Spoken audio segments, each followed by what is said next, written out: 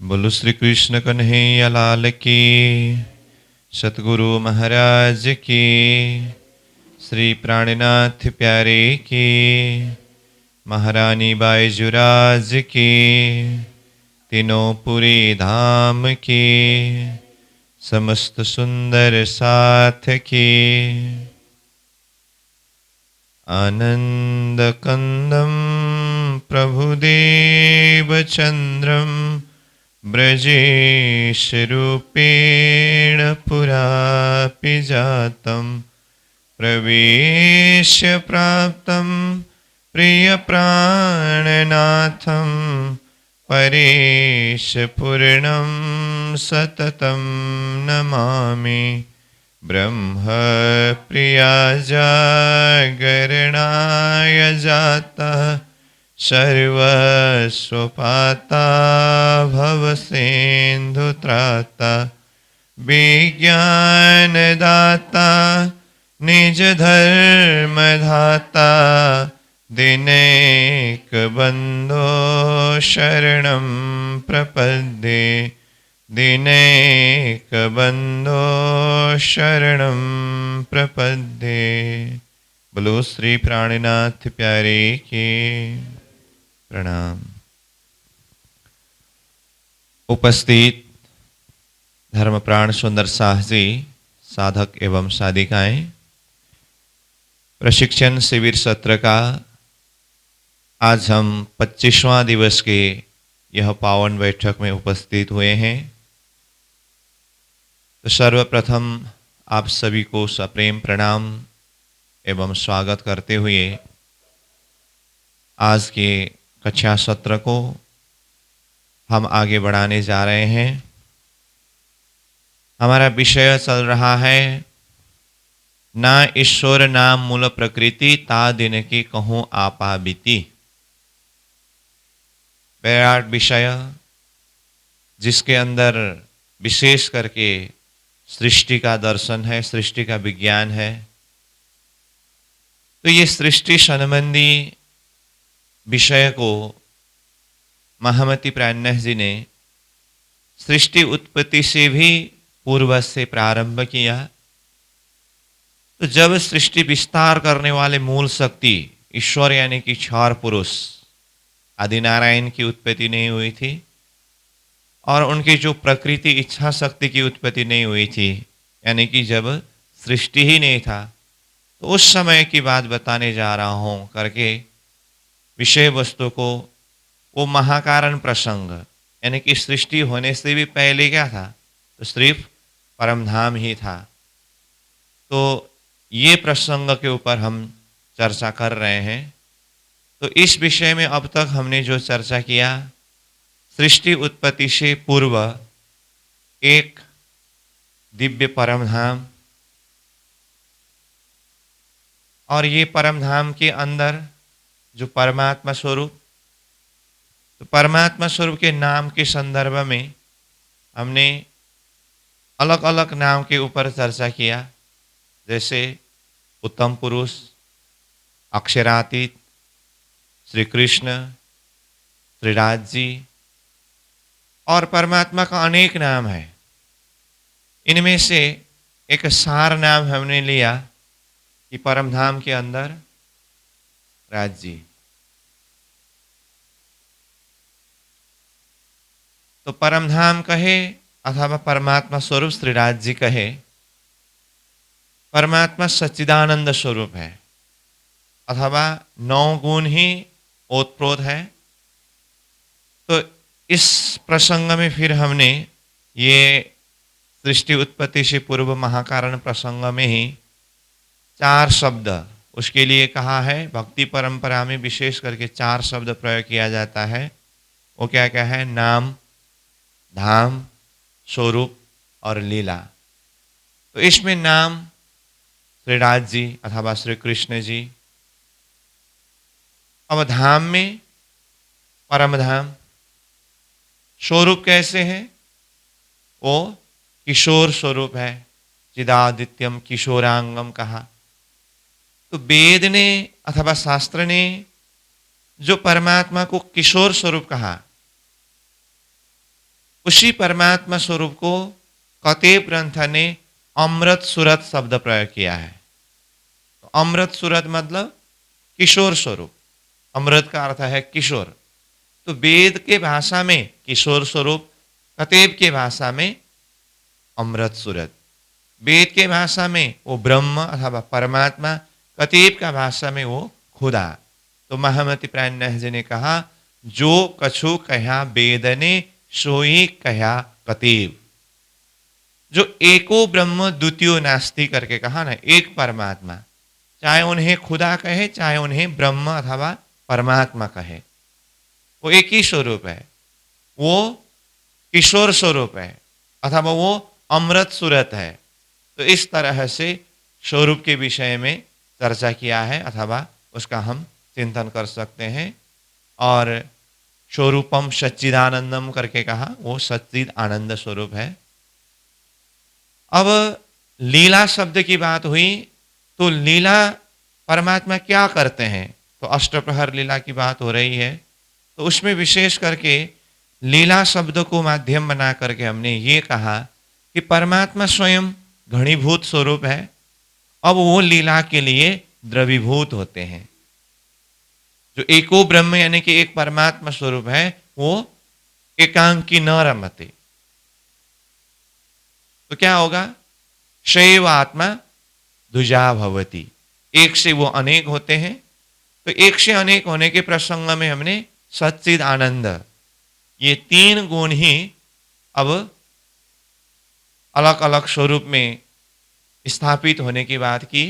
तो उसमें परमात्मा श्री राज्य के अंदर जो सच्चिदानंद गुण है, वो सच्चिदानंद में से चिद गुण स्वयं श्री राज्य स्वरूप हुए, और सच्चिद आनंद में से आनंद गुण जो है, वो आनंद को स्वरूप के रूप में जब प्रकट किया था, आनंद स्वरूप कौन है, श्यामा जी। और श्यामा जी के अंदर भी आनंद है, यानी कि श्यामा जी के अंदर भी सच्चिद आनंद है। तो श्यामा जी का भी आनंद स्वरूप क्या कहा, 12,000 सखियां। ये हुआ आनंद का विस्तार, ठीक है। अब चित तो स्वयं श्रीनाथ जी हुए, बाकी रहा सत। तो सत का स्वरूप क्या है, सत का स्वरूप है अक्षर ब्रह्म। तो अक्षर ब्रह्म के लिए हमने थोड़ा सा एरिया अलग किया। तो ये सत का स्वरूप है अक्षर ब्रह्म, और जिस धाम में अक्षर ब्रह्म रहते हैं उस धाम का नाम क्या है, अक्षरधाम। तो ये सारी बात हमने चर्चा किया है, उसी को मैंने रिवीजन कराया हूं। अब आज हमारा विषय वस्तु अब आगे बढ़ाएंगे। जैसे हमने ये सच्चिदानंद का जो विस्तार करने के प्रसंग में अथवा वो घनीभूत परमात्मा स्वरूप अब द्रवीभूत होने के प्रसंग में परमात्मा श्री राज्य के अंदर सच्चिद आनंद कहा। अब उसमें सत का स्वरूप अक्षर कहा, चिदघन स्वयं श्रीनाथ जी कहा, आनंद श्यामा जी कहा। तो वैसे मैंने पहले भी थोड़ा संकेत किया हो, वैसे सत के अंदर भी सच्चिदानंद है, चिद के अंदर भी सच्चिदानंद है, आनंद के अंदर भी सच्चिदानंद है। कहने का मतलब उसमें मैंने ये कहा था पहले कि जैसे श्रीनाथ जी का आनंद स्वरूप श्यामा जी है, श्यामा जी के अंदर भी सच्चिद आनंद है। तो श्यामा जी के अंदर के सच्चिद आनंद में से आनंद का जो स्वरूप है वो 12,000 आत्मा करके कहा था। अब उसको और गहराई से हमें चर्चा करना है। और ऐसे ही अक्षर ब्रह्म श्रीनाथ जी के सत का स्वरूप करके कहा। अब अक्षर ब्रह्म का और वो सत के अंदर भी सत कितने मात्रा में है और सत के अंदर क्या क्या है, और उसमें से अक्षर ब्रह्म स्वरूप जो है वो सत की कितनी मात्रा है, इन्हीं विषयों को और गहराई से हमें चर्चा करना है। तो आज विषय वस्तु को हम अब विशेष करके शुरुआत में आगे बढ़ा रहे हैं। यहाँ पर सच्चिदानंद गुण के विषय में मुख्य रूप में शास्त्रों में चर्चा किया है। जैसे हमने कहा स्वरूपम सच्चिदानंदम, सच्चिदानंद रूपाय, ऐसे ऐसे बार बार सच्चिदानंद सच्चिदानंद शब्द प्रयोग हुआ है। परंतु हमने प्रारंभिक प्रसंगों में ही आत्मा के 9 गुण के संदर्भ में बातें की है। तब से ही हम बार बार ये बोल रहे हैं कि आत्मा, परात्मा, परमात्मा, परमधाम, इन सब का गुण 9 गुण है। वो 9 गुण क्या क्या है? सत, चित, आनंद, अनंत, अद्वैत, साकार, प्रेम, जीवन, सुंदर।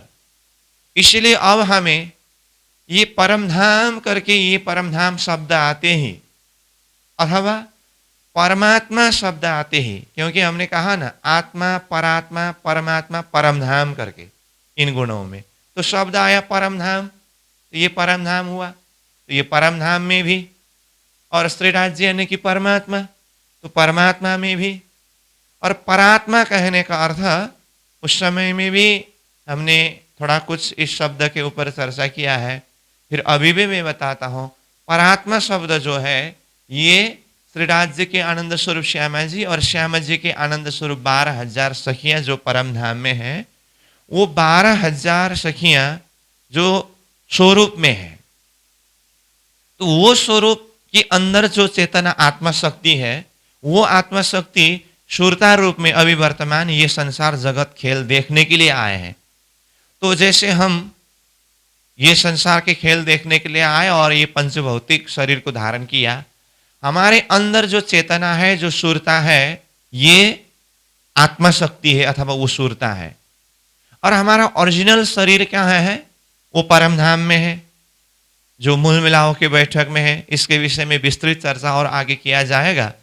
तो परमधाम में 12,000 आत्माओं की जो शरीर है, तो उसको मूल स्वरूप कहते हैं और वही परात्मा है। इसलिए परात्मा कहने से ये 12,000 आत्माओं की परमधाम का ही मूल स्वरूप, जिसके लिए प्राणनाथ जी ने क्या कहा, जो मूल स्वरूप है अपना, अपना मतलब हम आत्माओं के, जाको कहिए परात्म, जिसे परात्मा कहते हैं। समझ में आई बात? इसीलिए परात्मा, आत्मा तो हो गया, और परात्मा और परमात्मा श्रीराज जी और परमधाम, इन सब में क्या क्या गुण है? ये 9 गुण है, हम बार बार चर्चा कर रहे हैं। तो सर्वप्रथम हम ये परमधाम अथवा परमात्मा अथवा परात्मा कहे अथवा 12,000 आत्माएं कहे, और बीच में श्याम जी तो है ही, इन सब में ये 9 गुण को ही पूरी तरह से ओतप्रोत समझना पड़ेगा। तो इसको देखिए, जैसे पूरा ये परमधाम परमात्मा जो भी हो, तो उसमें 9 गुण क्या क्या है? सत है। मैं इसको पूरा पहले 9 गुणों से भर रहा हूं, जो पहले भी हम चर्चा करके आए हैं। अब ये प्रसंग में भी फिर से मैं इसी को और जोड़ दे करके बता रहा हूं।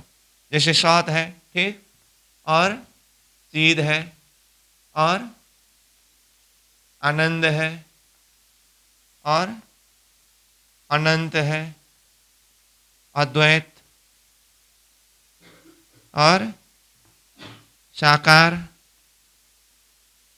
प्रेम, जीवन, और सुंदर। इस तरह से पूरा परमधाम 9 गुण से ही ओतप्रोत है। परमधाम सहित परमात्मा श्रीराज जी इन्हीं 9 गुणों से ओतप्रोत है। पूरा भरना पड़ेगा इसको। यहां तक क्लियर? अच्छा, तो ये तो हुआ सीधा सीधा परम धाम में अथवा परमात्मा स्वरूप में 9 गुण। अब उसमें विशेष करके सच्चिद आनंद बार बार चर्चा हुआ करते हैं। इसीलिए हमने ये जो द्रव्यभूत स्वरूप में विस्तार करने के प्रसंग में कहा, सत का स्वरूप अक्षर चिद घन स्वयं श्रीराज जी, आनंद का स्वरूप श्यामा जी, और श्यामा जी का भी आनंद 12,000 आत्मा करके कहा। और उसी प्रसंग को माध्यम बना करके मैं बता रहा हूं कि 3 गुण ही नहीं, वास्तव में 9 गुण ही पूरा ओतप्रोत है। यहां तक क्लियर है ना? अब मैं इसको आगे बढ़ा रहा हूं तो उसका आधार है, जैसे कि श्यामा जी के लिए हमने कहा आनंद स्वरूप, परंतु आनंद के अंदर भी सच्चिद आनंद है कहा, और वो श्यामा जी के अंदर के सच्चिद आनंद में से आनंद स्वरूप 12,000 आत्मा कहा। तो इसको माध्यम बना करके हमें यह समझना होगा कि श्रीराज जी के आनंद स्वरूप श्यामा जी है, तो श्यामा जी के अंदर भी सच्चिदानंद होने का मतलब ये आनंद के अंदर भी सच्चिदानंद है। तो ये तो सच्चिद आनंद 3 गुण के ऊपर चर्चा हो रही है, इसीलिए आनंद के अंदर सच्चिदानंद शब्द प्रयोग कर रहे हैं। परंतु ये संपूर्ण गुण यानी कि 9 गुण के विषय में ही विस्तार करते समय, अब ये कैसे विस्तार होगा? सत के अंदर भी सत तो है ही, साथ में चिद, आनंद, अनंत, अद्वैत, साकार, प्रेम, जीवन, सुंदर है। समझ में आई बात? एक के अंदर अन्य 8 ही, मतलब एक में ही 9 परिपूर्ण है। ऐसे ही चिद गुण हुआ। अब चिद तो स्वयं है ही, चिद के अंदर भी क्या क्या है? सत है, और चिद तो है ही, आनंद है, अनंत है, अद्वैत है, साकार है, प्रेम है, जीवन है, सुंदर है। समझ में आई बात? और तीसरा नंबर में क्या है? आनंद है। अब आनंद के अंदर भी देखें तो आनंद के अंदर भी सत है, चिद है, आनंद तो स्वयं है ही, हाँ? और अनंत है, अद्वैत है, साकार है, प्रेम है, जीवन है, सुंदर है। तो इस तरह से 9 गुण में ही एक में अन्य 8 गुण करके हर एक गुण में 9 गुण ही परिपूर्ण है। ये प्रक्रिया को पहले हमें समझना होगा। ये सच्चिदानंद का विस्तार है। समझ में आई बात? तो इसको एक के अंदर अन्य 8 गुण ही ओतप्रोत होकर के, यानी कि हर एक में 9 गुण ही समावेश होने का मतलब है, इसको कहते हैं नवीनीकरण। जैसे पंचीकरण आप लोगों ने सुना होगा। पंचीकरण मतलब जैसे 5 तत्व है ना, आकाश, वायु, अग्नि, जल, पृथ्वी 5 तत्व है। तो वो 5 तत्व में जैसे आकाश, आकाश के अंदर भी वायु, अग्नि, जल, पृथ्वी है, हाँ? वायु के अंदर भी आकाश, वायु तो है ही, अग्नि, जल, पृथ्वी है। और अग्नि के अंदर भी आकाश, वायु, अग्नि तो स्वयं है ही, जल और पृथ्वी भी है। जल के अंदर भी आकाश, वायु, अग्नि, जल तो स्वयं है ही, और पृथ्वी भी है। और पृथ्वी के अंदर भी आकाश, वायु, अग्नि, जल और स्वयं पृथ्वी है। तो इस तरह से एक तत्व के अंदर अन्य 4 करके 5 तत्व ही एक आपस में ओत प्रोत होने को पंचीकरण कहते हैं। ये मैंने उदाहरण के रूप में बताया। इसी तरह से ये परमधाम परमात्मा स्वरूप के अंदर के जो गुणों के प्रसंग में एक गुण के अंदर अन्य 8 गुण भी है, तो हर एक में 9 गुण परिपूर्ण है, तो इसको नवीनीकरण कहते हैं। समझ में आ रही ना बात? तो यहां तक में आप लोगों ने बात समझ गए हैं। फिर भी मैं इसको और गहराई से अभ्यास करा करके बताता हूं, क्योंकि इसको पूरी तरह से समझना होगा। और ये अभी हम वैराट प्रसंग में महाकारण भूमिका प्रसंग के ऊपर चर्चा कर रहे हैं। फिर भी मैं इसको और डिटेल चर्चा इसीलिए कर रहा हूं कि ये परमधाम का वर्णन विषय प्रसंग चर्चनी विषय है। और बाद में जब चर्चनी के अंदर, परमधाम के विषय के अंदर जब प्रवेश करेंगे, उस समय में भी शुरू में ही ये सारे गुणों को ओतप्रोत करना होगा। तो तब आखिर करना ही है, तो क्यों ना अब भी इस चीज को हम पूरी तरह से ओतप्रोत करें। समझ में आ रही है ना बात? तो इसीलिए हमने अब तक ये 9 गुण के विषय में कहा, और एक गुण के अंदर अन्य 8 गुण सब में है, तो इसको कहा नवीनीकरण। ठीक, अब वो किस तरह से है उसको मैं और समझाने का प्रयास करता हूं। जैसे 9 गुण में से सबसे पहले नंबर सौत है। तो इसको देखिए, जैसे ये सौत है, ठीक है, ये सौत हुआ। अब ये सौत एक को हम क्या करेंगे, 2 भाग लगाएंगे। ये नक्शा को अच्छी तरह से देखिए, पहले 2 भाग किया हमने। 2 भाग में से आधा हिस्सा जो है ये है सौत, ठीक। तो स्वयं आधा, मतलब अपने लिए सौत आधा हिस्सा रखा, बाकी आधा है ना, अब इसको 8 भाग करेंगे, 8 भाग, ठीक। तो ये एक हुआ। अब इसमें क्या है, सीध, आनंद, अनंत, अद्वैत, साकार, प्रेम, जीवन और ये सुंदर। समझ में आया? देखिए तो यहाँ कितना हुआ, 1 2 3 4 5 6 7 8 हुआ, तो ये 9 हुआ। तो इसका अर्थ सौत में ये आधा हिस्सा सौत के लिए रहा और बाकी आधा को 8 भाग किया। तो इसमें अब यहाँ पर मैं शब्द बोल रहा हूँ तो आप स्वयं समझ जाएंगे, तो शब्द स्वयं लिख सकते हैं। फिर भी मैं यहाँ पर थोड़ा सा बाहर लिख देता हूँ। चिद, आनंद, अनंत, अद्वैत, साकार, प्रेम, जीवन और ये सुंदर, ठीक। तो इस तरह से एक के अंदर 9, क्लियर हुआ ना। अब इसी तरह से ये एक सूत्र है। अब सीध में भी यही सिस्टम है, सीध में भी यही सिस्टम है। फिर भी देखते हैं हम, जैसे ये सौत हुआ तो अब ये क्या है, सीध है, ठीक। अब सीध को भी हम क्या करेंगे, आधा करेंगे, तो ये सीध हुआ।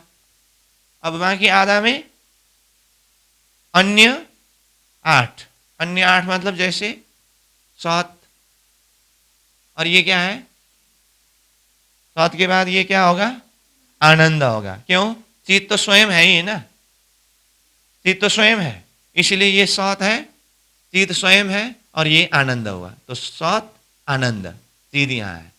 उसके बाद क्या हो, सौत, चिद, आनंद, अनंत, अद्वैत, साकार, प्रेम, जीवन, ये सुंदर, ठीक। समझ में आई ना बात? इसका मतलब इसके अंदर भी क्या हुआ, देखिए, सौत, चिद, आनंद, अनंत, अद्वैत, साकार, प्रेम, जीवन, सुंदर, 9 ही ओतप्रोत हुआ। इसी तरह से तीसरे नंबर में क्या है, ये आनंद है। आनंद को भी क्या करेंगे हम, 2 भाग लगाएंगे, तो ये आधा आनंद, और उसके बाद ये नीचे इसको 8 भाग करेंगे, तो 8 भाग में क्या होगा, सौत, चिद, आनंद तो स्वयं है ही, इसीलिए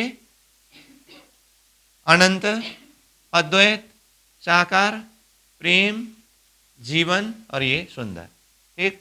सौत, चिद, आनंद, अनंत, अद्वैत, साकार, प्रेम, जीवन, सुंदर, ये भी हुआ।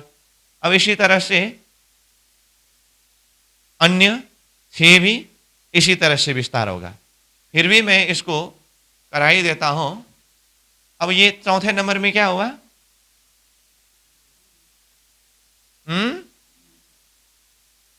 सौत, चिद, आनंद, अनंत, तो अनंत है ये। अनंत को भी पहले आधा करिए और इसमें ये अनंत, ये अनंत हुआ। अब नीचे जो आधा भाग है इसको 8 भाग करके क्या क्या होगा, अब बताइए, सौत, चिद, आनंद, अनंत तो स्वयं है ही, इसीलिए अद्वैत, साकार, प्रेम, जीवन और सुंदर, ठीक है। ऐसे ही ये 5वां नंबर में क्या है, अद्वैत, तो इसको आधा करें, ये अद्वैत है।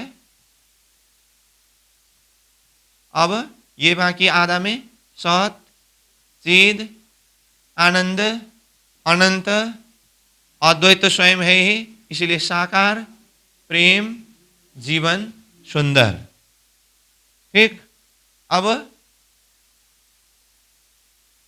ये क्या है? साकार। तो साकार को आधा करिए, ये क्या हुआ? साकार। और उसके बाद इसको सत, चिद, आनंद, अनंत, अद्वैत। साकार तो स्वयं है ही, इसीलिए प्रेम, जीवन और सुंदर। उसके पश्चात क्या है? ये प्रेम। तो इसको भी आधा करिए, प्रेम, और बाकी इसको सत, चिद, आनंद, अनंत, अद्वैत, साकार, प्रेम तो स्वयं है, जीवन और सुंदर। इसमें भी अन्य 8 हुआ। उसके पश्चात ये क्या है? जीवन, है ना? तो ये हुआ जीवन। तो इसमें भी जो आधा भाग है उसमें सत, चिद, आनंद, अनंत, अद्वैत, साकार, प्रेम, जीवन तो स्वयं है ही, इसलिए ये सुंदर। ठीक है। अब लास्ट ये क्या है?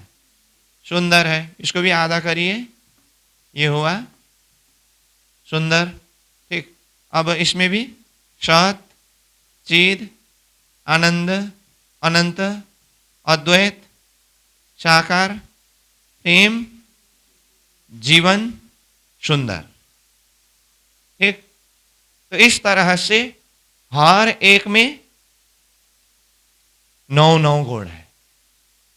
तो इसको क्या कहा? एक शब्द में नवीनीकरण कहा। अब देखिए, इसको मैंने पूरी तरह से 9 गुण का ही नक्शा इसीलिए बनाया हो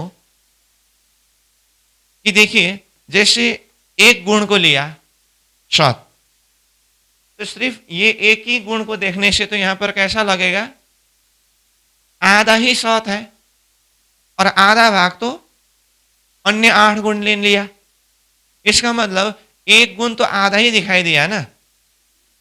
और चिद में भी देखिए, आधा भाग ही चिद है और आधा अन्य 8 ने ले गया।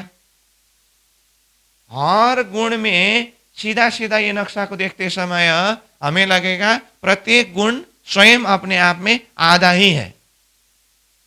क्यों? उसने आधा तो अन्य 8 के लिए देना पड़ा ना। लेकिन ध्यान देकर के देखिए, यहां हर गुण अपने आप में परिपूर्ण है। ये सत आधा नहीं है, सत स्वयं परिपूर्ण है, चिद भी पूर्ण है, आनंद भी पूर्ण है। कोई भी गुण यहां पर, जैसे नक्शा में मैंने पहले आधा बनाया हो, तो इसको पूरी तरह से समझते समय आधा नहीं है। क्यों? देखिए इसको, जैसे सत ने अपने लिए आधा रखा और आधा स्थान अन्य 8 मतलब जैसे चिद, आनंद, अनंत, अद्वैत, साकार, प्रेम, जीवन, सुंदर के लिए दिया ना। तो अब देखिए, चिद में आइए, तो चिद ने सत के लिए स्थान दिया है कि नहीं दिया? चिद के अंदर सत है ना। हाँ, तो अपने आप में है चिद। और उसके बाद आनंद, अनंत, अद्वैत, साकार, प्रेम, जीवन, सुंदर के लिए स्थान दिया। कहने का अर्थ, जिस तरह से सत ने चिद के लिए स्थान दिया, चिद ने सत के लिए स्थान दिया कि नहीं दिया? जिस तरह से सत ने आनंद के लिए स्थान दिया, आनंद ने सत के लिए स्थान दिया कि नहीं दिया? जिस तरह से सत ने अनंत के लिए स्थान दिया, अनंत ने भी सत के लिए स्थान दिया कि नहीं दिया? जिस तरह से सत ने अद्वैत के लिए स्थान दिया, अद्वैत ने सत के लिए स्थान दिया, सत ने साकार के लिए स्थान दिया, तो ऐसे ही साकार ने सत के लिए स्थान दिया। समझ में आई बात? इस तरह से सब में समझ लीजिए। तो मैंने जैसे कहा, ये नक्शा को ही देखते समय तो सत में आधा ही सत दिखाई देता है, परंतु ये नवीनीकरण सिस्टम का पूरा प्रक्रिया को अच्छी तरह से देखिए, ये सत पूर्ण है, आधा नहीं है। कैसे? ये सत यहाँ आधा जो है, उसके बाद सौत ने अपने अंदर चिद आनंद अनंत अद्वैत साकार प्रेम जीवन सुंदर के लिए जो ईशा दिया था ना, चिद के अंदर सत एक, आनंद के अंदर सत दो, अनंत के अंदर सत तीन, अद्वैत के अंदर सत चार, साकार के अंदर सत पांच, प्रेम के अंदर सत छह, जीवन के अंदर सत सात, सुंदर के अंदर सत आठ। देखिए तो क्या हुआ, सत ने अपने में आधा रह करके आधा चिद आनंद अनंत अद्वैत साकार प्रेम जीवन सुंदर के लिए दिया था। हाँ? अब इन आठों गुणों ने अपने अपने स्थान में एक एक हिस्सा सत के लिए स्थान दिया, तो आठ में ही सत है, तो ये आठों का सत और अपने आप का सत मिला करके कुल मिला करके ये सत गुण स्वयं अपने आप में कंप्लीट परिपूर्ण हुआ कि नहीं हुआ? समझ में आई बात? हम किसी को कुछ दें तो वो भी हमें कुछ देते हैं, यही तो सिस्टम है। सत ने अपने अंदर अन्य आठ के लिए स्थान दिया, तो अन्य आठ ने सत के लिए स्थान दिया, तो वो स्वयं में भी परिपूर्ण है और अन्य आठ में भी पूर्ण है। यह है प्रक्रिया। अब ये मैंने सत के लिए कहा, बाकी अन्य आठ गुण में भी यही प्रक्रिया है। फिर भी एक चिद के लिए बताता हूं। जैसे देखिए, चिद में आधा चिद है और आधा हिस्सा जो है वो अन्य आठ के लिए दिया। अन्य आठ मतलब सत आनंद अनंत अद्वैत साकार प्रेम जीवन सुंदर के लिए। ठीक है, अब यहां पर सीधा ये सिर्फ ये नक्शा को ही देखने से तो चिद आधा ही है, अन्य आधा में तो अन्य आठ गुण है ऐसा लगेगा, लेकिन ये पूरा नवीनीकरण प्रक्रिया के अंदर देखते समय चिद भी पूर्ण ही है। कैसे? अब यहां देखिए, सत के अंदर भी चिद है कि नहीं? है ना, एक हुआ। अब चिद तो स्वयं है ही। आनंद के अंदर चिद है, कितना हुआ? दो। अनंत के अंदर चिद है तीन, अद्वैत के अंदर भी चिद है चार, साकार के अंदर भी चिद है पांच, प्रेम के अंदर भी चिद है छह, जीवन के अंदर भी चिद है सात, और सुंदर के अंदर भी चिद है आठ। तो चिद ने अपने अंदर आठ गुण के लिए स्थान दिया और अन्य आठों गुण ने चिद के लिए स्थान दिया, तो चिद अपने आप में भी परिपूर्ण हुए और अपने जो स्वभाव अपना गुण अन्य आठ में भी समावेश किया। समझ में आई बात? तो ये सत और चिद के लिए कहा। अब बाकी प्रक्रिया सब आप समझ गए। ऐसे ही आनंद अनंत अद्वैत साकार प्रेम जीवन सुंदर के अंदर देखिए, हर एक गुण हर प्रकार से परिपूर्ण है। ठीक है, सत गुण को देखिए, जैसे सत गुण में सिर्फ सत ही नहीं है, इसमें क्या है? अन्य आठ भी है। तो इसीलिए इसका परिभाषा अथवा इसको हम शब्द में जाहिर करके कहें तो बाद में जब हम ग्रंथ को अध्ययन करेंगे तो वहां पर शब्द ये आएगा कि सत चिद और आनंद का ही वो सूत्र रूप में वर्णन किया है। मैं ग्रंथ में आने वाली बात भी बता रहा हूं और ये नौ गुण का जो नवीनीकरण सिस्टम को भी बता रहा हूं, इसलिए ध्यान दे करके सुनिए। बाद में किताब पढ़ते समय सत चिद और आनंद का ही ये प्रक्रिया वहां पर वर्णन किया है, परंतु हमें उसको सूत्र रूप में समझ करके नौ गुण को ही चिंतन करना होगा। तो मैं पहले किताब में आने वाली भाषा को अभी बताता हूं। जैसे सत चिद और आनंद ये तीन गुण के ऊपर चिंतन कराते समय ये प्रक्रिया में क्या कहा है? सत तो अपने आप है ही, सत के अंदर चिद और आनंद भी है। इसी तरह से चिद तो स्वयं है ही, चिद के अंदर सत भी है आनंद भी है। इसी तरह से आनंद में आनंद तो स्वयं है ही, आनंद के अंदर सत भी है चिद भी है। तो इस तरह से एक में अन्य दो भी करके तीन तीन का सारा मिश्रण इस हिसाब से वर्णन किया है और उसको सेंटेंस में कहा है सत पूर्ण है चिद और आनंद से। ये मैं जो किताब में आने वाले सूत्र को पहले बता रहा हूं तीन गुण में, इसी को बाद में फिर हमें इधर ये नौ गुण में ही विस्तार करना होगा। तो मैंने अभी क्या कहा शौत पूर्ण है चिद और आनंद से। तो अब चिद के लिए क्या होगा, यही भाषा, चिद पूर्ण है शौत और आनंद से। ठीक है, तो ऐसे ही अब क्या आया, आनंद पूर्ण है शौत और चिद से। कहने का मतलब एक गुण स्वयं वो अकेले में परिपूर्ण नहीं है। तो ये हुआ सच्चिदानंद का। अब इसी को हमें 9 गुण में ही व्याख्या करना है। तो अब इसका प्रक्रिया क्या होगा, तो ये 9 गुण में देखें तो अब उसका सेंटेंस विस्तार होगा। कैसे, शौत पूर्ण है चिद आनंद अनंत अद्वैत साकार प्रेम जीवन सुंदर से। सिर्फ सच्चिदानंद के लिए कहा तो शौत पूर्ण है चिद और आनंद से कहा, लेकिन हम इसको 9 गुण में ही विस्तार कर रहे हैं। तो भाषा क्या हुआ, शौत पूर्ण है चिद आनंद अनंत अद्वैत साकार प्रेम जीवन सुंदर से। ऐसे ही चिद पूर्ण है शौत आनंद अनंत अद्वैत साकार प्रेम जीवन सुंदर से, क्योंकि वो चिद तो स्वयं है ही है ना।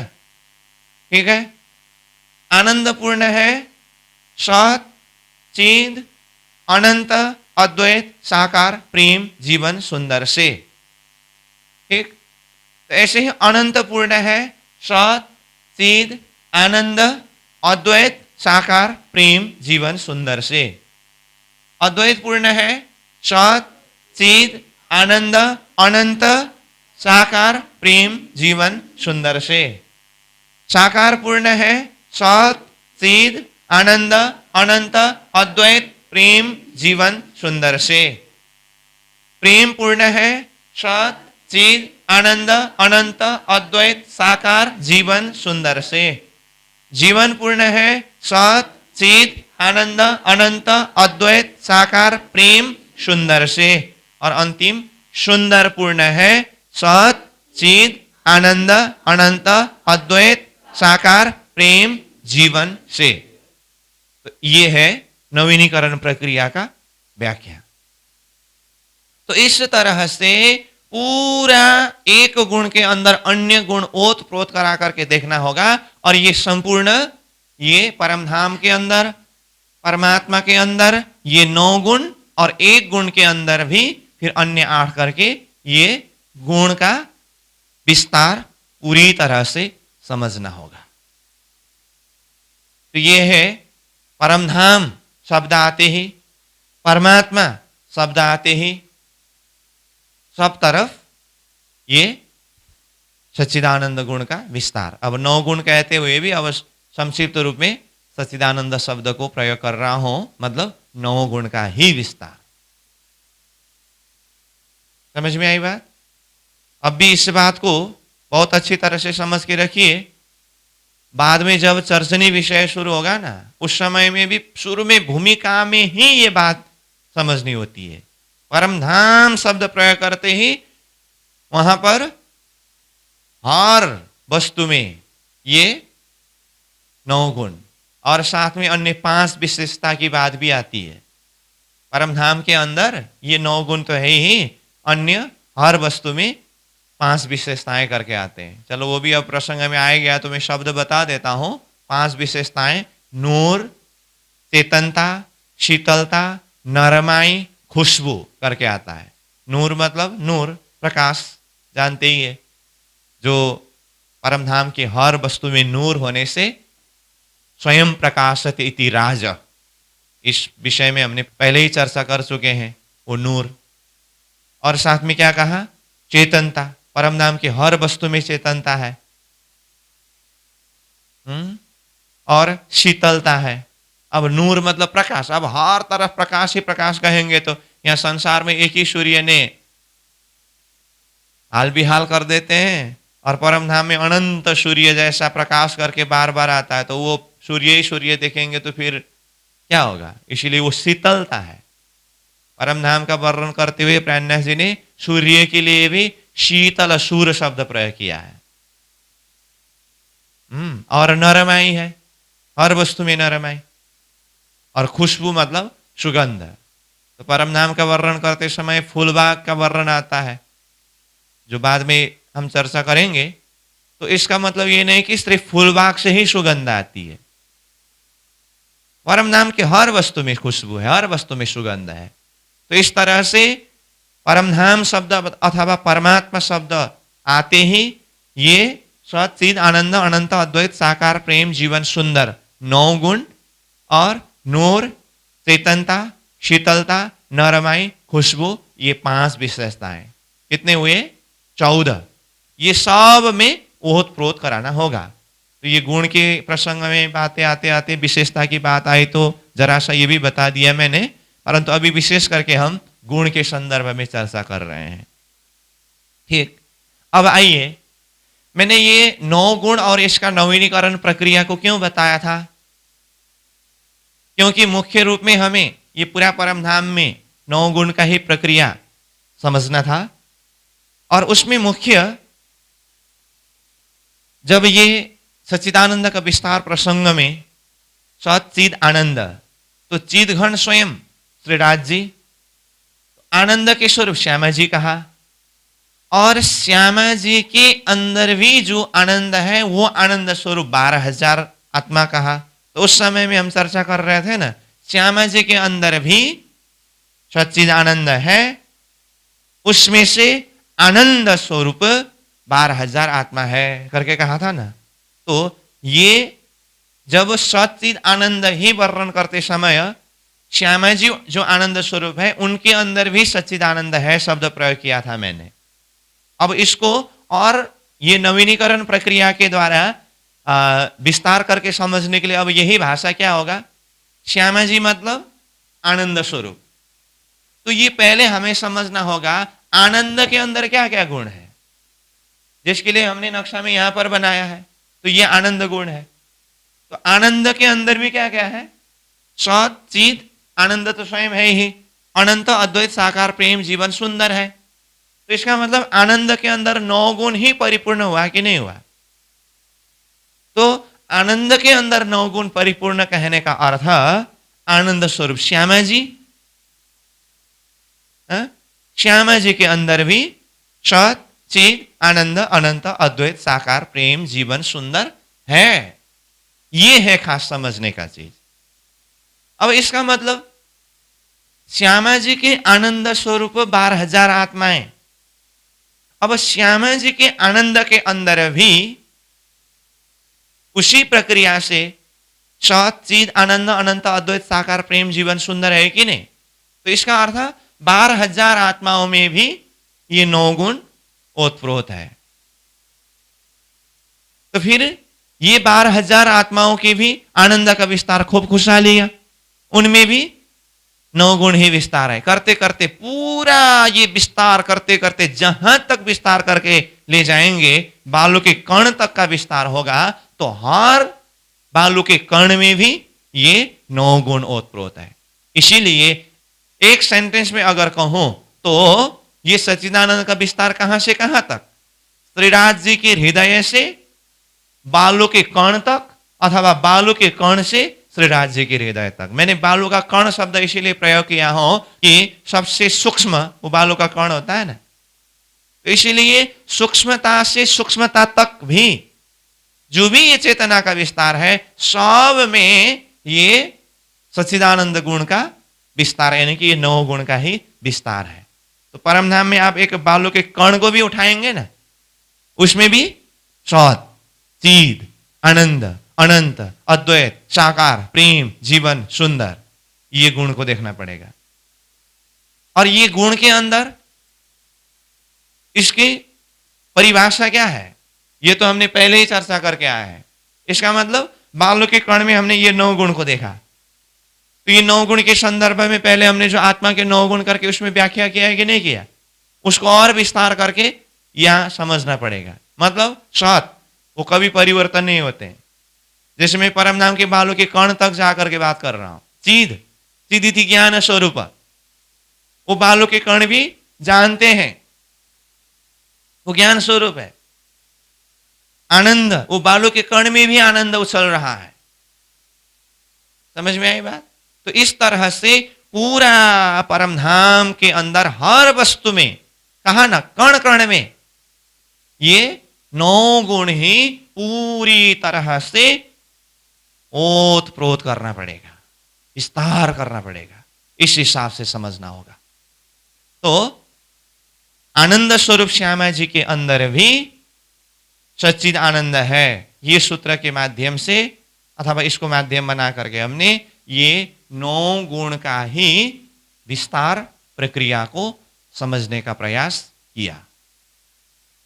तो अब हम परमधाम अथवा श्रीराज जी अथवा श्यामा जी अथवा 12,000 सखी, अभी हमने परमधाम ही शब्द प्रयोग किया है। परमधाम 25 पक्षीय है। अब 25 पक्ष में क्या क्या है उसका विस्तार और हम आगे करेंगे।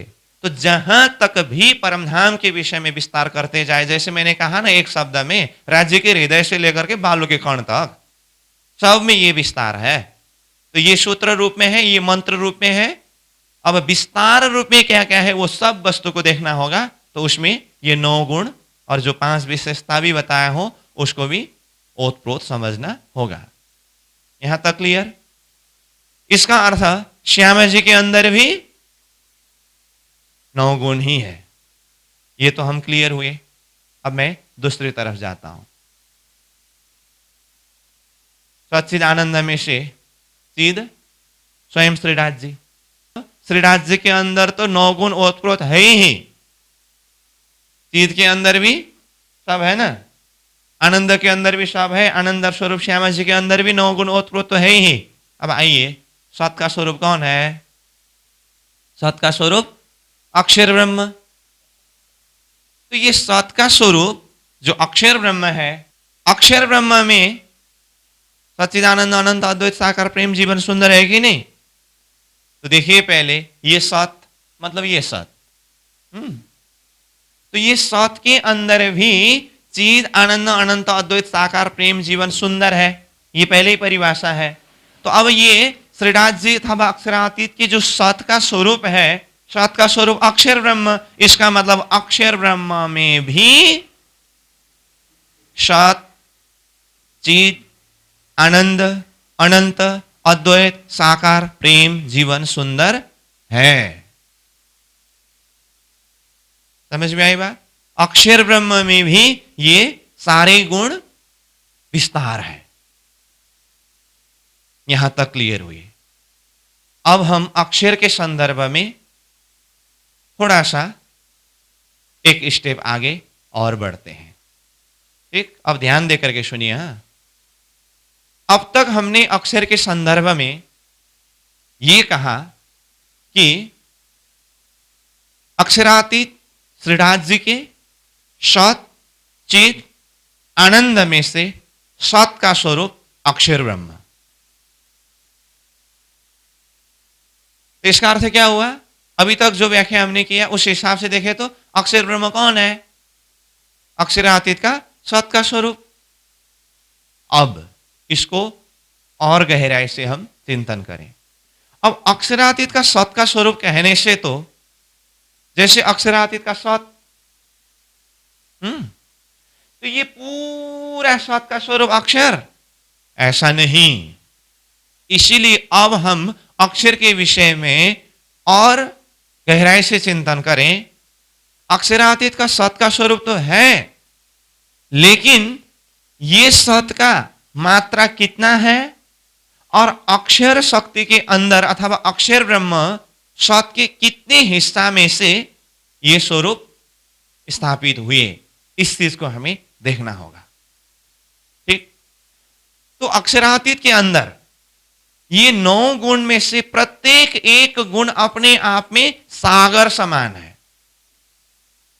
मतलब सत अपने आप में सागर है, चिद अपने आप में सागर है, आनंद अपने आप में सागर है। मतलब हर गुण अपने आप में सागर सागर सा है। उसमें से हम एक गुण मुख्य रूप में सत को लेंगे, क्योंकि सत का स्वरूप अक्षर ब्रह्म के विषय में हम बात कर रहे हैं। यहां तक ठीक है? अब देखिए, अक्षरातीत श्रीराज जी के सत गुण, सत का एक महासागर है। सतगुण जो है ना, इतने विस्तार है, वो एक सागर समान है।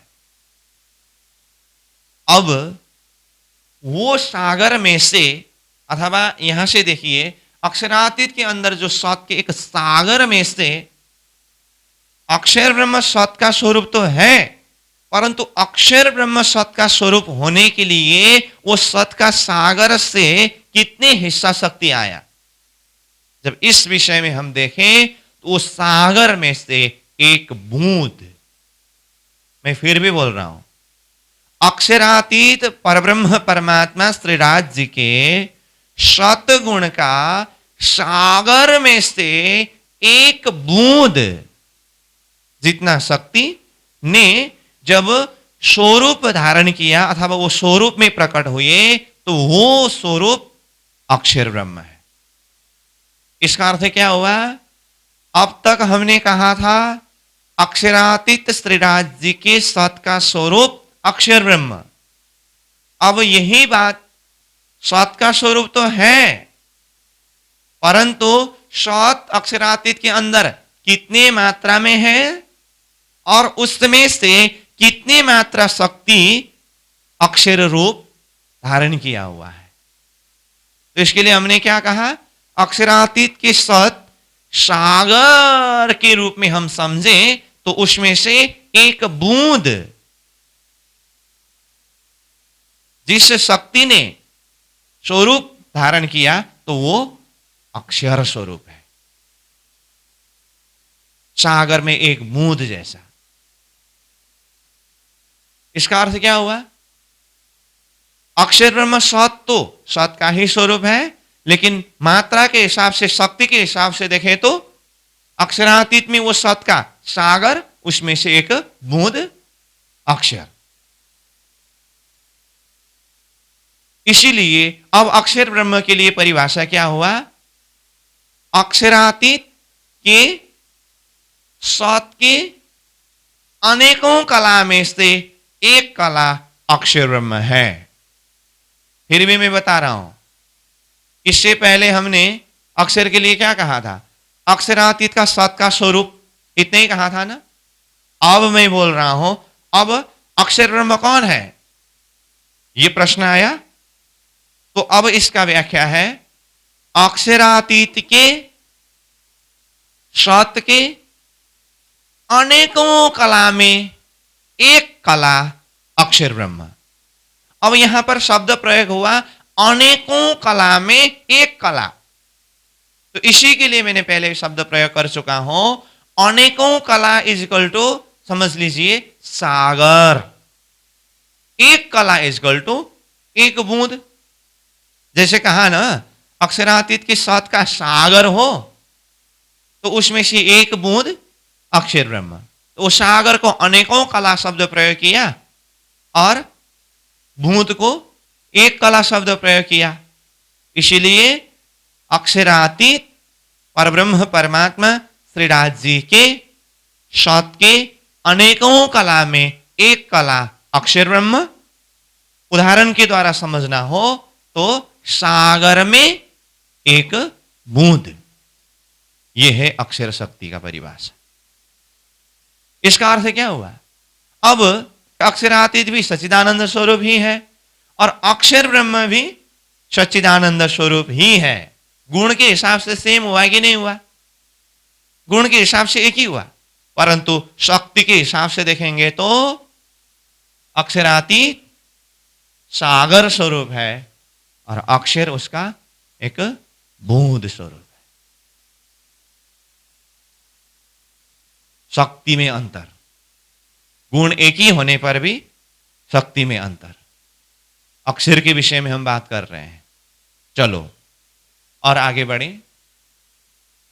अक्षर के लिए हमने शब्द प्रयोग किया बूंद शब्द, तो इसका मतलब अक्षर ब्रह्म बूंद है। हां, अक्षर ब्रह्म बूंद है, लेकिन प्रश्न आएगा किसके तुलना में? अक्षरातीत की तुलना में अक्षर ब्रह्म बूंद है। और एक स्टेप बताता हूं, अक्षर ब्रह्म अपने आप में तो सागर ही है। क्या बोल रहा हूं मैं? अक्षर ब्रह्म बूंद है। जैसे सागर में एक बूंद शब्द प्रयोग किया ना, तो इसका अर्थ तो अक्षर ब्रह्म बूंद में आया। तो हम बोल रहे हैं इसका मतलब अक्षर ब्रह्म बूंद है। इसके लिए क्या कहा? हाँ, अक्षर ब्रह्म बूंद है, परंतु किसके तुलना में, किसके सामने में? अक्षरातीत के सामने में अक्षर ब्रह्म बूंद है। अनेकों कला में एक कला है, परंतु अक्षर ब्रह्म अपने आप में सागर ही है। तो अब उल्टा, अक्षर ब्रह्म ही अपने आप में सागर है, तो फिर अक्षरातीत महासागर है। उसके लिए क्या शब्द प्रयोग करेंगे? अक्षरातीत के आगे अक्षर को बूंद कहते समय तो अक्षरातीत सागर हुए, अक्षर बूंद हुए, परंतु अक्षर ही अपने आप में सागर है। तो अब अक्षर ब्रह्म से भी ऊपर का शक्ति, अक्षरातीत की शक्ति के लिए अगर कहना हो तो फिर अक्षरातीत महासागर है। तो इस तरह से समझना होगा। अब मैंने विराट विषय का प्रारंभ करते समय विराट का अर्थ विशाल शब्द प्रयोग करते समय ही एक उदाहरण दिया था, और तभी कहा था ये उदाहरण पूरा विराट के हर शक्ति में प्रयोग होने वाला उदाहरण है करके। वो उदाहरण क्या था?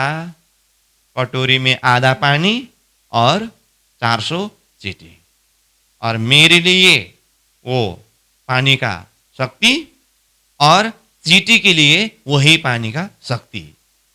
मैंने इतना ही कहा, आप समझ गए। तो देखिए यहां पर अक्षरातीत के साथ का सागर, लेकिन अक्षर में बूंद शब्द प्रयोग हो रहा है ना। इसका अर्थ क्या हुआ? वो अक्षरातीत की शक्ति के हिसाब से देखते समय अक्षर में जो शक्ति है बूंद, यानी कि मेरे शक्ति के हिसाब से देखते समय कटोरी का पानी कितना है? एक बूंद समान है ना। लेकिन उसके अंदर जो चींटी है उसके लिए सागर हुआ कि नहीं? तो वो बूंद सागर होता है, सागर बूंद होता है। अब ये शक्ति के हिसाब से किसके लिए क्या सागर, किसके लिए क्या बूंद, ये स्थिति को देखते हुए समझना होगा। फिर भी मैं लास्ट बता रहा हूं, अक्षरातीत की तुलना में अक्षर ब्रह्म बूंद है। हमारे शक्ति की तुलना में कटोरी के पानी थोड़ा सा ही है। अक्षर अपने आप के लिए वो सागर है, चींटी के लिए वही पानी सागर है। सिद्धांत और दृष्टांत को मैंने साथ में प्रस्तुत किया, आप सहजता से समझ सकेंगे।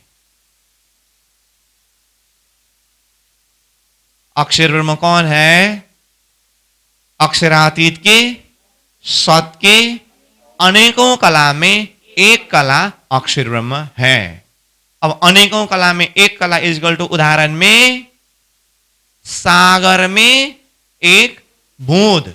बस अक्षर के विषय में हमने जान लिया। और अक्षर ब्रह्म जहां पर रहते हैं उस धाम का नाम क्या है? अक्षरधाम। और अक्षरातीत श्रीराज जी महाराज जहां पर विराजते हैं वो परम धाम। ठीक है। अब समग्र में परम धाम सच्चिदानंद गुण का विस्तार, और वो परम धाम में श्रीराज जी आनंद स्वरूप श्यामा जी, और श्याम जी का आनंद 12,000। तो ये परम धाम रिपार्ट हुआ। और अक्षरातीत श्रीराज जी के ही सत का स्वरूप अक्षर ब्रह्म, तो अक्षर ब्रह्म सत का स्वरूप होते हुए भी इसके लिए क्या कहा? अक्षरातीत के सत की अनेकों कला में एक कला अक्षर ब्रह्म।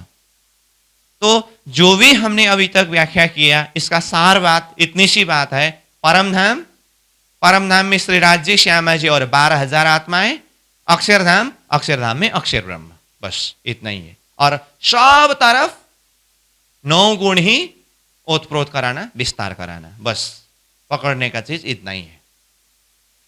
अब मैं एक प्रसंग को यहां पर जोड़ देता हूं जैसे अक्षरातीत त्रिराज जी के लिए उनका स्वरूप का वर्णन करते हुए क्या कहा? किशोर स्वरूप कहा। नाम धाम स्वरूप लीला के विषय में बात हो रही है ना, तो नाम अक्षरातीत श्री कृष्ण श्रीराज जी, धाम परम धाम, स्वरूप किशोर स्वरूप, लीला अष्टप्रहर कहा है, उस विषय में आगे हम चर्चा करेंगे ही। अब यही सूत्र अक्षर के लिए भी प्रयोग होगा, नाम धाम स्वरूप लीला। अब अक्षर के लिए थोड़ा सा देखें, नाम क्या है? अक्षर ब्रह्म। धाम अक्षरधाम। स्वरूप, हाँ यहां पर स्वरूप है, थोड़ी देर रुकिए, उनका भी स्वरूप का वर्णन करना पड़ेगा। और लीला, वो भी कुछ करते हैं ना, तो उनकी भी लीला है। तो ये नाम धाम स्वरूप लीला जिस तरह से परम धाम के लिए प्रयोग किया, अक्षरधाम में अक्षर ब्रह्म अथवा अक्षर शक्ति के लिए भी यही सूत्र है। तो इस विषय में मैं कहूं तो नाम के विषय में तो जान गए अक्षर ब्रह्म, धाम के विषय में भी अक्षरधाम, अब स्वरूप, और आगे लीला के विषय में भी चर्चा करेंगे। तो पहले स्वरूप। तो अक्षर ब्रह्म के संदर्भ में जब स्वरूप की बात आती है ना, अक्षर ब्रह्म का स्वरूप है बाल स्वरूप। मैंने क्या कहा? अक्षर ब्रह्म बाल स्वरूप है। तो अक्षरातीत क्या थे? किशोर स्वरूप थे। अक्षर ब्रह्म बाल स्वरूप। दिल दिमाग में बिठाइएगा। अक्षर ब्रह्म करके स्वरूप शब्द जब प्रयोग होता है तो अक्षर ब्रह्म के लिए बाल स्वरूप कहा है। ठीक है। अब बाल स्वरूप शब्द तो प्रयोग हुआ, परंतु और आगे एक शब्द जुड़ता है लीला के आधार पर। इसका मतलब नाम धाम स्वरूप लीला में हमने स्वरूप के विषय में बाल स्वरूप कहा, तो अक्षर का लीला भी है। तो लीला में वो क्या लीला करते हैं? बाल लीला करते हैं, इसीलिए वो बाल स्वरूप है। अब यहां पर अक्षर के लिए बाल स्वरूप तो कहा, लेकिन मैंने क्या कहा आगे? लीला के आधार पर स्वरूप को देखने से तो अक्षरातीत और अक्षर ब्रह्म का स्वरूप एक समान लगते हैं, लेकिन लीला के हिसाब से देखते समय अक्षरातीत किशोर लीला करते हैं, इसीलिए वो किशोर स्वरूप।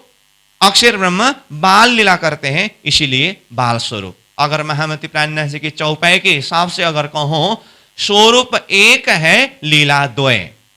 इसके लिए कहा अक्षरातीत और अक्षर के लिए कहा स्वरूप एक है। स्वरूप देखने में दोनों एक है, परंतु लीला भेद के हिसाब से देखते समय अक्षरातीत किशोर लीला करते हैं, इसीलिए वो किशोर स्वरूप। अक्षर ब्रह्म बाल लीला करते हैं, इसीलिए वो बाल स्वरूप। ठीक, ये अक्षर का परिचय प्रसंग में अक्षर ब्रह्म बाल स्वरूप है। और लीला के विषय में अगर कहो तो बाल स्वरूप, बाल लीला मतलब क्या करते हैं? बनाने का और मिटाने का। एक शब्द में कहूं तो बालकों की लीला वही है। तो अक्षर ब्रह्म की जो बाल लीला के संदर्भ में अनंत ब्रह्मांड बनाने और मिटाने की लीला की बात होती है। तो इस संदर्भ में आगे हम और चर्चा करेंगे, और परम धाम की प्रसंग में भी लीला प्रसंग वर्णन करना बाकी है। तो अभी के लिए सार बात इतनी सी है, परम धाम त्रिराज जी, श्यामा जी 12,000 आत्माएं, ये परमात्मा स्वरूप किशोर स्वरूप है। और अक्षरधाम में अक्षर ब्रह्म, अक्षरातीत के साथ के अनेकों कला में एक कला अक्षर ब्रह्म है, जो बाल स्वरूप है, बाल लीला करते हैं। और ये पूरा अक्षरधाम, परम धाम अथवा अक्षरातीत अक्षर स्वरूप जहां कहीं भी देखे, ये सारा सच्चिदानंद का विस्तार है। इस भाव को हम अच्छी तरह से समझे, फिर आगे हम ये सच्चिदानंद से ओत प्रोत पूरा परम धाम 25 पक्ष करके कहा, वो कैसे हैं, वो धाम के विषय में और हम चर्चा करेंगे। उसके पश्चात फिर हम बार बार नाम धाम स्वरूप लीला करके बता रहे हैं, तो धाम के पश्चात फिर हमें लीला के संदर्भ में भी कुछ चर्चा करनी होगी, फिर अक्षर की लीला के संदर्भ में भी कुछ चर्चा करनी होगी। तो इस तरह से विषय वस्तु आगे प्रस्तुत होगी। तो अभी के लिए यहीं पर विश्राम। पूर्णमदः पूर्णमिदं पूर्णात् पूर्णमुदच्यते पूर्णस्य पूर्णमादाय पूर्णमेवावशिष्यते। प्रणाम।